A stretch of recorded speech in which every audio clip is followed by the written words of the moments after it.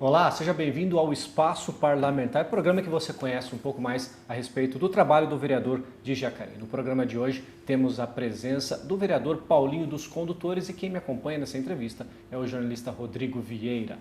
Seja bem-vindo, Paulinho, seja bem-vindo, Rodrigo. Já passando a pergunta diretamente para você, Paulinho, vamos começar pelos seus projetos que você fez nos últimos 2 anos, destaque para aquele diz respeito dos medicamentos, das receitas médicas. Paulinho, diz exatamente qual que era a ideia do projeto, por que de fato não acabou indo para frente, como aconteceu essa situação?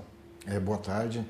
Na realidade, foi um projeto ao qual a gente vinha estudando há muito tempo, e a gente acompanhou em outra cidade, desse projeto que já existia em outra cidade e que existe até hoje. E, na realidade, assim, a gente sabe que a saúde é um direito de todos, e é uma obrigação do município, do estado de bancar. Só lembrando, Paulinho, o projeto era receita, quando a pessoa obtinha uma receita no médico particular, ela poderia retirar o medicamento na farmácia pública normalmente, era isso? Sim, exatamente, os remédios da rede, do Rename, então esses remédios a pessoa poderia retirar. O que ocorre hoje aqui em Jacareí? Muitas pessoas que têm convênio, pessoas que muitas vezes precisam de um especialista, ele acaba pagando essa consulta, uma consulta caríssima, e depois o médico passa uma receita e as pessoas não têm o dinheiro para comprar o remédio. Essas pessoas, o que elas fazem? Elas vão até o postinho de origem sua, e passam em um médico da rede para prescrever. E isso acaba inchando um pouco a rede, até mesmo pelo atendimento, vários médicos chegou a me relatar que tem vezes que eles atendem até 5, 6 pessoas no dia só para prescrever a receita. E sendo que é um direito do cidadão, pensando nisso, a gente fez esse projeto, para que as pessoas que tivessem esse remédio pelos médicos particulares, não precisasse trocar a receita, já fosse direto na farmácia do Sim e pegasse esse remédio, E isso ia facilitar muito, ia desafogar as filas de atendimento, e as pessoas acabavam melhorando para a população, Mas infelizmente, a gente sente muito de não ter passado esse projeto, A princípio veio para a Câmara Municipal, os vereadores foi unânime, todos os vereadores que eu conversei, até elogiaram o projeto, E no fim, o prefeito vetou, dizendo que quem tem dinheiro, que paga a consulta, e aí ia tirar de quem não tem para pegar esses remédios, mas a gente não entendia assim nessa época e não entende até hoje, Na verdade, só lembrando dessa votação, o senhor apresentou o projeto plenário, os vereadores aprovaram o projeto, Sim. O projeto foi para o prefeito, Exato. O prefeito vetou, o projeto voltou, o veto veio para a Câmara, O projeto veio como forma de veto para a Câmara. Aí o plenário, em sua maioria, acatou o veto do prefeito. Sim, exatamente. Foi isso que aconteceu. Foi a primeira vez quando o projeto chegou, quando o senhor apresentou o projeto no plenário, ou seja, para os vereadores, o projeto foi aprovado pelos vereadores. Sim, exatamente. Aí o prefeito vetou, aí o projeto foi para o prefeito vetou, e quando o projeto voltou para a Câmara, como veto, na forma de veto, aí os vereadores, eles recuaram e acataram o veto do prefeito. A história foi essa. Exatamente, Por isso que a gente sempre defende que a Câmara Municipal ela tem que ser independente do Executivo, Esse foi um dos problemas que a gente teve, Eu fiquei até contente, quando passou o projeto, não por mim, pelas pessoas que precisam, e a gente conversou com várias pessoas, a importância que era desse projeto, Mas, infelizmente, o prefeito chamou alguns vereadores na reunião, e aí quando chegou o veto do prefeito nessa casa, eu achei que a gente poderia derrubar o veto do prefeito, Mas infelizmente foi o contrário, Muitos vereadores votou a favor do veto e com isso prejudicou dezenas e dezenas de pessoas aqui na nossa cidade que utilizam dessa forma. Só complementando, Paulinho, algo semelhante aconteceu no início do seu mandato, em 2017, quando você, 2017, 2018, não lembro exatamente, quando você apresentou um projeto que diz respeito aos cobradores de ônibus, Você não... proibia que a JTU retirasse os cobradores e deixasse só o motorista. Era mais ou menos 2017. Foi 2017, logo quando você entrou. O projeto também aconteceu semelhante questão, o projeto foi aprovado, o prefeito vetou, chegou aqui, o veto acabou sendo mantido. Exato. Explica pra gente, você ainda concorda com essa ideia? Como que você entende isso? E só para complementar, como é que está a situação hoje? eu acredito que foi vetado também, né? Esse projeto, eu acho que já foi vetado. Sim, o prefeito vetou, né? Só que a gente conseguiu derrubar o veto dele aqui na Câmara. Derrubou o veto. E como é que está a situação? Como é que está a situação hoje? Dá um panorama para a gente hoje. No judiciário seria, no caso. Então, a empresa, né, ela entrou, né? Inclusive, parece que estão uns trâmites finais em Brasília, né? A empresa entrou, recorreu, né? Dizendo que não era prerrogativa do vereador. Né? E aí dá só um exemplo para você. Na realidade, é assim, as empresas de ônibus, o que ela quer hoje é acabar com o cobrador. Né? Inclusive, ontem eu estava em São José dos Campos, né? Lá vai estar o processo licitatório e as empresas de ônibus lá também já querem colocar isso no edital, né? Para retirada dos cobradores. Né? Mais recente agora, acho que foi em Guarulhos. Em Guarulhos retirou todos os cobradores. E aqui a gente fez essa lei, derrubamos, né? A empresa ela luta na justiça, né, para tentar, porque na realidade o que acontece? Os empresários do transporte, muitos anos eles ficaram acomodados, né, porque só tinha eles, né? Hoje veio o Uber, né, alguns alternativos que faz em alguns lugares, com isso caiu o número de passageiros, né? E hoje os empresários do ramo de transporte estão desesperados, né? Então a vontade deles é retirar o cobrador, né? Portanto, quando eles colocaram essa máquina ali, a catraca eletrônica, foi justamente pensando nisso, né? Não no momento que colocou a catraca eletrônica, né? Mas 10 anos depois, né? Porque hoje faz praticamente 10, 12 anos que está funcionando essa catraca eletrônica, né? Praticamente hoje quase não funciona mais dinheiro, né? Nos caixas do cobrador é só o cartão e a hora que acabar mesmo com todo o dinheiro, com certeza vai querer colocar o cartão.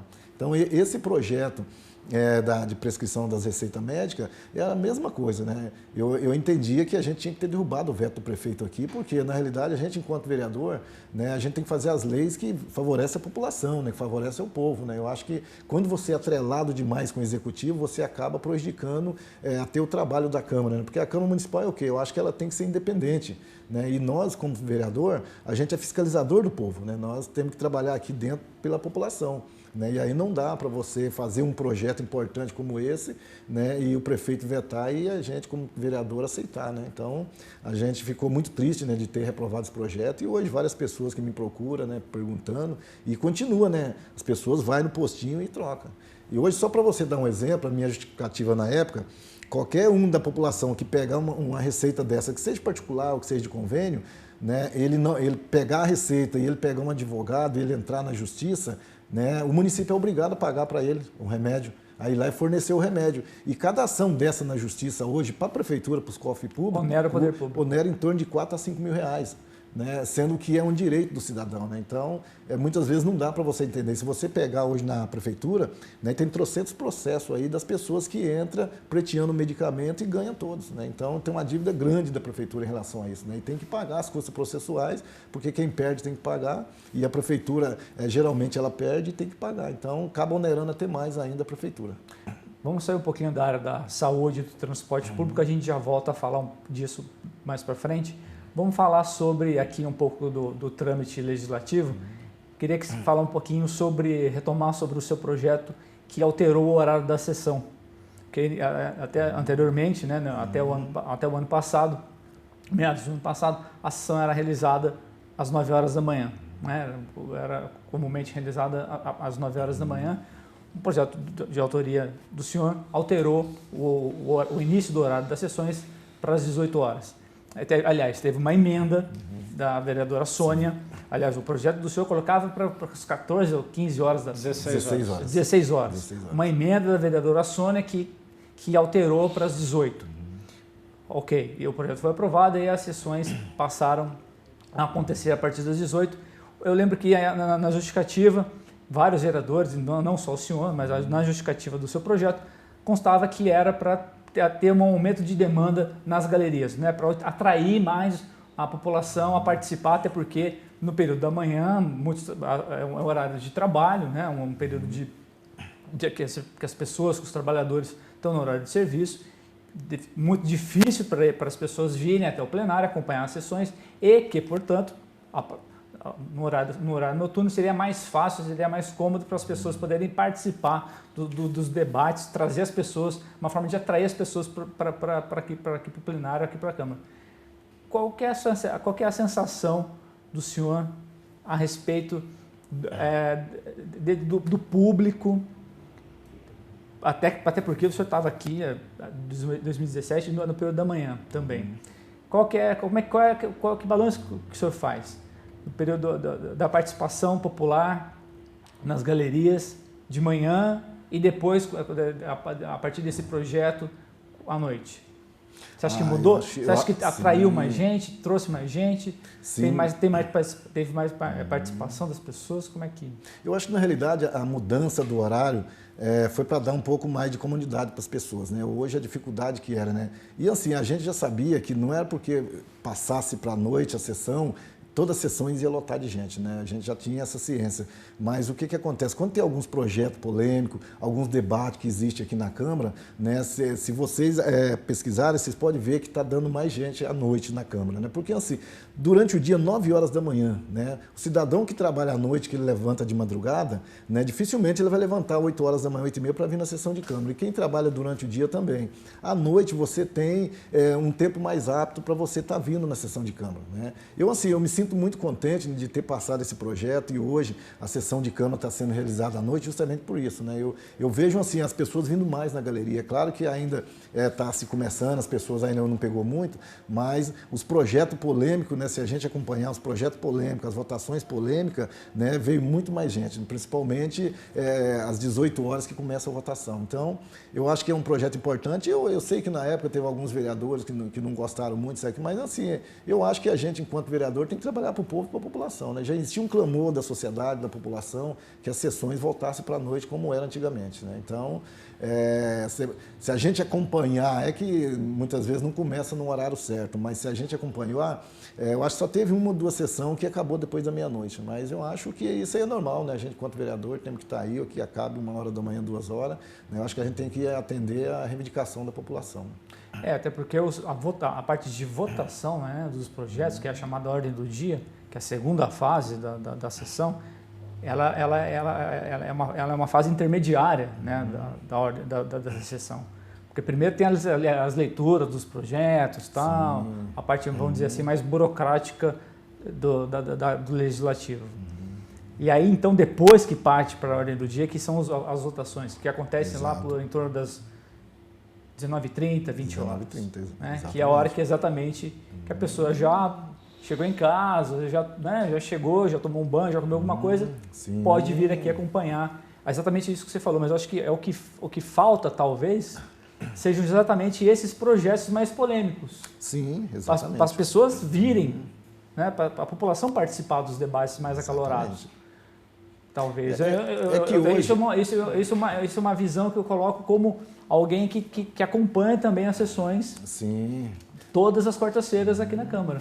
Porque na realidade hoje, Rodrigo, é igual eu falo, né? Eu acho que assim, os projetos que são bons para o povo, para a população, muitas vezes ele é inconstitucional, muitas vezes você coloca e aí acaba a própria comissão vetando o seu projeto, né? Eu acabei de fazer um projeto, né, que eu vi em outra cidade, que todo evento cultural que tivesse na cidade, na abertura, passasse um vídeo antidrogas, né? E antiviolência contra a criança, contra a mulher, né? E infelizmente as comissões barrou, né, esse projeto, ele não veio nem para o plenário. Assim, na minha concepção, é um projeto importante, né? De você conscientizar a população, de conscientizar as pessoas, né? Que hoje, o que acontece? Hoje a gente tem tanto dependente químico na nossa cidade, quando o município, ele teria que ter um trabalho para isso, voltado para isso, né? Mas são as entidades que fazem esse trabalho. E aí, né, a Igreja Católica, as igrejas evangélicas têm um trabalho fundamental em relação a isso, que são elas que fazem esse trabalho, né? Enquanto deveria ser, na realidade, uma responsabilidade do município, né? Então, que toda vez que tivesse esses eventos culturais, né, que passasse lá, né, um filminho lá, antidroga, você entendeu? Eu acho que não ia afetar em nada, mas quando onera a prefeitura, quando a prefeitura vai ter que fazer algum investimento, algum gasto, e aí muitas vezes se conversa com o executivo e aí depois, quando chega aqui, não deixa muitas vezes o projeto que é bom vir para essa casa para votar, isso é ruim, né? Você acaba perdendo a qualidade do seu trabalho. Né, como outro projeto que eu fiz, né, de cartão vermelho para as empresas. Né, hoje o que a gente está vendo aí, muitas empresas, ela participa do processo licitatório, ganha a licitação e depois não cumpre com suas obrigações. Né? E aí ela não cumpre, muitas vezes a população que pagou seus impostos em dias, ela acaba não pagando direitos dos trabalhadores, não fazendo direito, e aí tem nova licitação, aquela mesma empresa, né, ela está concorrendo de novo. Né? Mesma coisa hoje o contribuinte, né? Se você hoje comprar em qualquer loja e não pagar, seu nome vai para o SPC. Se você chegar lá e tentar comprar em outra loja, você não compra. Né? Por que que essas empresas conseguem concorrer novamente à licitação? E assim, se você pegar aqui no Vale do Paraíba, a maioria das empresas que faz isso, elas conseguem concorrer à licitação e sempre está na prefeitura, não sai. Então, eu acho que teria que ter um basta nisso, né? Mas, infelizmente, também deu como questionar o projeto, que não cabe o vereador fazer esse projeto, e aí a população fica à mercê das empresas. Falando um pouco, voltando a falar a respeito de transporte agora, sendo bastante objetivo em relação à JTU, corredor de ônibus. Muita polêmica nesse começo de ano em relação a esse corredor. Você tem anos e anos como motorista de ônibus, está no meio dos motoristas e cobradores. Explica pra gente como que você enxerga essa mudança em Jacareí. Os corredores de ônibus aqui em Jacareí, na realidade, era necessário, né? Eu não questiono em relação ao corredor de ônibus, inclusive foi um pedido nosso, né, de fazer os corredores de ônibus. É claro que a gente sabe que aqui Jacareí não comporta, né, porque o centro de Jacareí é muito pequeno, né? Na realidade, Jacareí não foi uma cidade que quando foi feito, foi programada para crescer, né? Então hoje a gente sofre com isso, né? De tudo que você tem que fazer, as pessoas que moram nos bairros têm que vir para o centro de Jacareí, né? Jacareí ainda não teve essa visão de expandir, de levar uma boa infraestrutura para os bairros para que eles comecem a crescer, né? E dessas condições como banco, casa lotérica e tudo mais, para que as pessoas não precisem utilizar o centro para tudo que vêm fazer. E os corredores de ônibus, ele foi necessário porque principalmente nos pontos mais populosos, né? Você ali no Mercadão, vou dar um exemplo aqui, o Mercadão, né? Você chega ali no ponto do Mercadão, onde encosta o ônibus, e você se deparava com 3, 4 carros de passeio na frente. Então, desculpa te cortar, mas é esse ponto que eu ia justamente te colocar. Porque no dia 31 de janeiro, houve uma operação tartaruga, porque vários motoristas haviam sido autuados, porque eles estavam cortando pela outra faixa, né, para sair do veículo que estava parado na frente.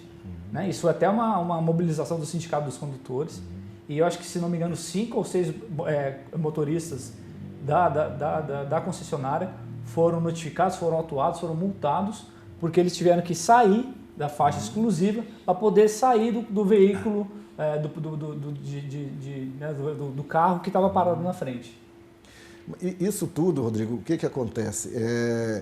É igual eu sempre falo, né? Eu acho que assim, a prefeitura, ela tem a mobilidade urbana, ela faz isso, mas eu sempre cobrei aqui nessa casa que tudo que for fazer em relação ao transporte, discuta com a categoria, discuta com a classe, né? A exemplo, o Conselho Municipal do Transporte, né? Que deu todo esse problema aí.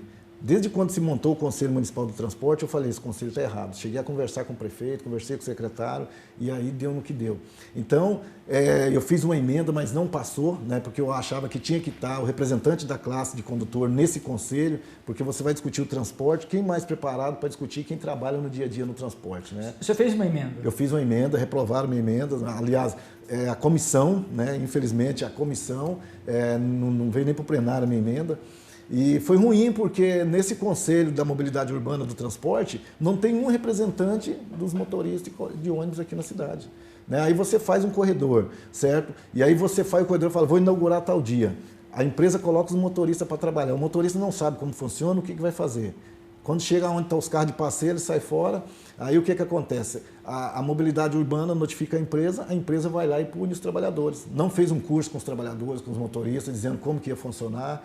Né? E aí pune os trabalhadores. E aí houve uma certa revolta dos trabalhadores. Né? Muitos foram punidos, né? Suspensos da sua jornada de trabalho, perdendo. E aí eles se reuniram e falaram, não dá para trabalhar dessa maneira. Né? E isso que a gente questionou. Tanto eu acho que a mobilidade urbana quanto a empresa teria que ter chamado esses trabalhadores, falar para ele como que vai ser, né, o corredor de ônibus. Antes de implantar. Antes de implantar, né? Mas implantou sem discutir com a categoria, sem discutir com o sindicato, né? E aí, infelizmente, quem pagou o preço foi os trabalhadores que estavam indo trabalhar e que teve os ônibus parados, né? Então, eu acho que o corredor de ônibus, na realidade, e faltou um pouco mais de explicação para a população. Hoje muita gente pensa que é o dia todo, né, das 7 às 9 e das 4 às 7 da noite. Então, assim, são só os horários de pico. Né, e está só no centro. Né, e assim, eu cobrei muito do secretário, né, e assim, não existe multa ainda, é mais um trabalho para as pessoas se conscientizar. E nos pontos populosos, igual Ponte de Frontinha, Rodoviária Velha, Mercadão, né, você está com carro, você tem uma válvula de escape, em qualquer rua você entra. Agora, o trabalhador que está dentro do ônibus, né, que ele vai trabalhar ou que ele vem embora do serviço para casa, casa não está. Se parar o ônibus ali, parou tudo, né, vai atrasar muito a vida dele. Então, eu acho que foi pensando nisso, né, e eu sempre peço para o secretário de Mobilidade, né, para não multar ninguém, né, motorista nenhum, né, nem de carro de passeio nem nada. Eu acho que é uma forma mais de conscientização, né, até pedir para ele esses dias fazer mais uma conscientização entre os motoristas, né, que o que acontece? É importante deixar, né, nos pontos populosos livre para os motoristas chegar, encostar, pegar os passageiros tranquilamente, né, para não ter problema. E até agora eu acho que as pessoas já estão se acostumando, né, os carros de passeio também, o pessoal está vendo que não está multando, né, durante o dia eles podem andar normalmente, é só nesses horários de pico, né, das 6 até as 9, na parte da tarde. E até os motoristas de ônibus, né? A semana passada eu estive na garagem conversando com eles, né? E melhorou muito para eles, né? Eles estão conseguindo já fazer os horários mais tranquilos, porque senão você imagina, né? É a cidade de Salvador, um horário de 40, 50 minutos. Você sair lá da cidade de Salvador, cruzar a cidade inteira e voltar para você com 50 minutos, você não consegue fazer. Né? Não consegue. E cada minuto a mais que você fica parado no trânsito ou num ponto, você perde 2, 3 minutos. Né? Então é isso que está acontecendo. Muito bem, nós vamos fazer uma pequena pausa nesse espaço parlamentar. Voltamos daqui a pouco com a presença do vereador Paulinho dos Condutores. Fique aí com a gente.